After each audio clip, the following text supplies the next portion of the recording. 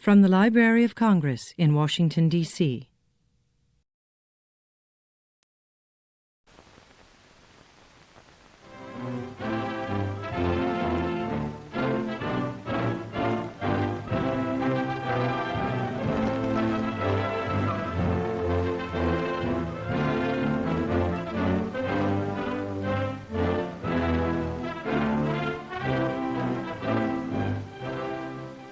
This was England, land of churches, of ivy-clad colleges, of quiet countryside. Today shattered and blasted by Hitler's Luftwaffe. Brave London, historic Coventry, all England knows the terror of frontline destruction. Ancient China is fighting an ancient enemy. What a modern, relentless, driving enemy. We are fighting by China's side, for we too have been stabbed in the back. We're counting on the wonderful strength of Russia, on its stern resistance to the aggressor in defense of its homeland, and its smashing power of attack in all kinds of weather with all kinds of equipment. Africa, torrid land of antiquity, springs into the headlines with tales of desert fighting, of surprise attacks and retreats. Our allies in Africa, England, China, Russia, are battle-scarred and torn. Their homes and cities bear wounds which will take years to heal. But America's main street still looks the same. Our broadways and main streets aren't ragged and pitted with bomb craters, but they're fighting. Their sons are fighting overseas.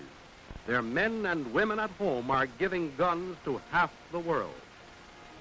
They're sending food and clothes, tanks and planes. They're doing a job. In the West, they're harvesting huge crops of grain, tons of grain, carloads, shiploads.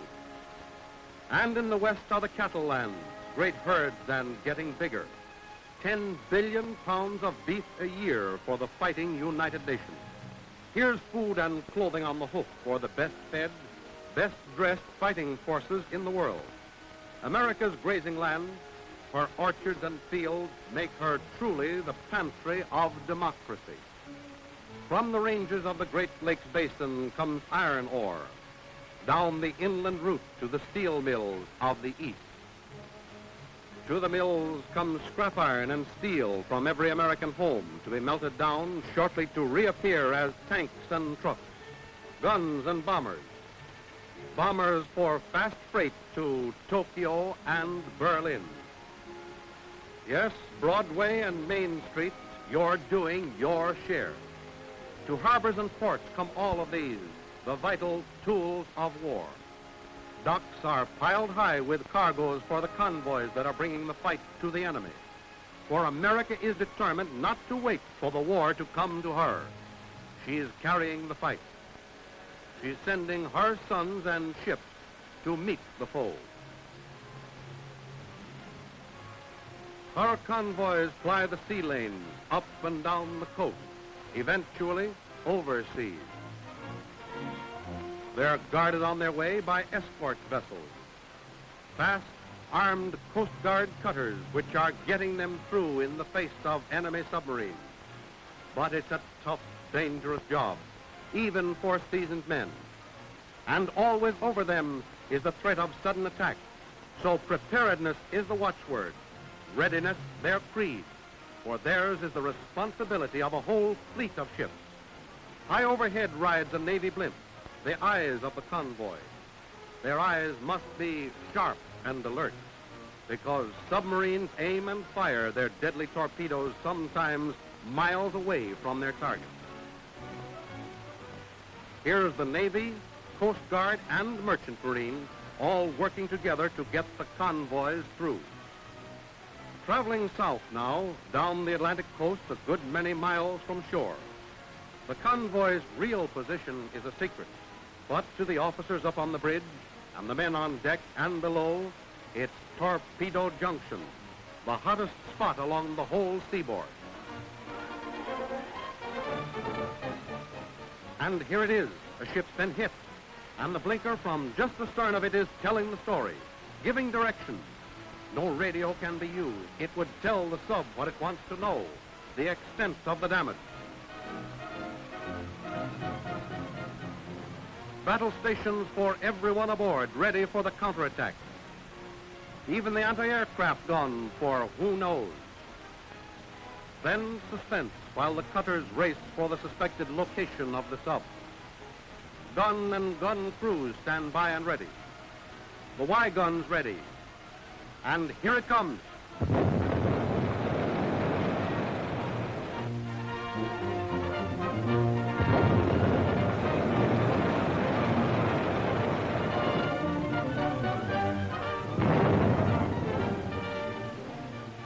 The chances are it's a deep one this time, 100 or 200 feet down.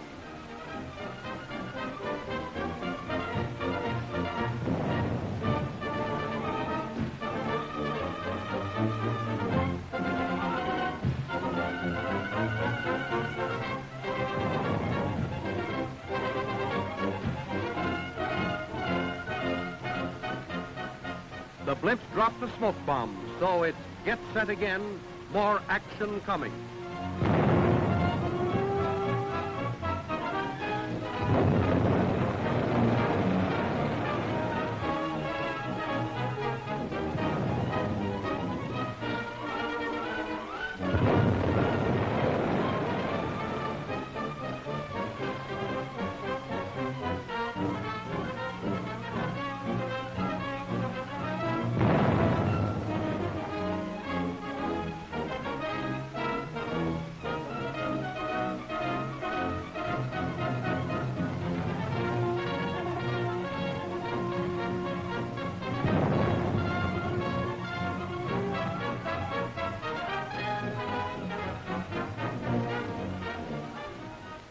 Did they get it?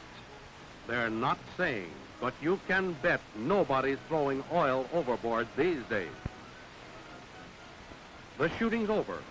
All quiet now. But there's a cost to be counted. During the action, a cutter was rammed. A smashing blow that left a gaping hole. Ship and Coast Guard crew were saved, and they'll be back. Next, locate the men from the stricken freighter. To the men on the Coast Guard cutter, finding and saving disaster victims is an old story.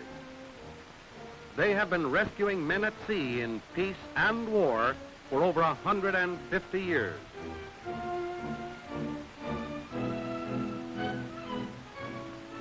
Coast Guardsmen, all men, have a deep respect for these, the merchant seamen, because they'll go right back to sea again. They're tough and grim, and they're counting the ships gone through, not down. Neither they nor we can say how many get through or to where. But this we know, the average is high. We know there'll be courageous men aboard them and that they will get through. Broadway, Main Street, USA.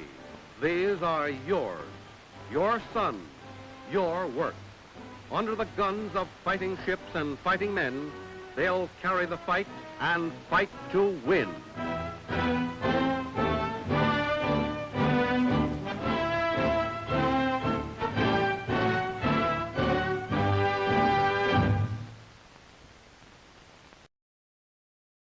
This has been a presentation of the Library of Congress. Visit us at loc.gov.